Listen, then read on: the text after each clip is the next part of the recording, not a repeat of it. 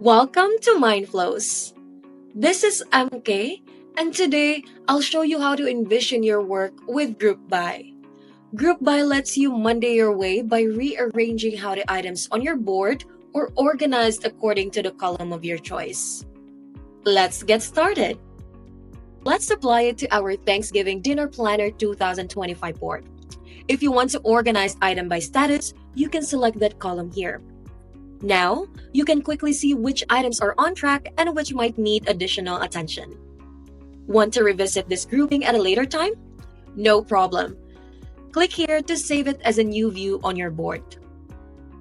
If you want to organize your board by items assigned to you, let's use Group By to organize according to the People column.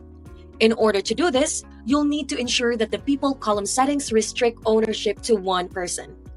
Now, you can easily organize items by your name for peak efficiency. And just like that, we can organize our boards by this very column. Group By currently support these column types today.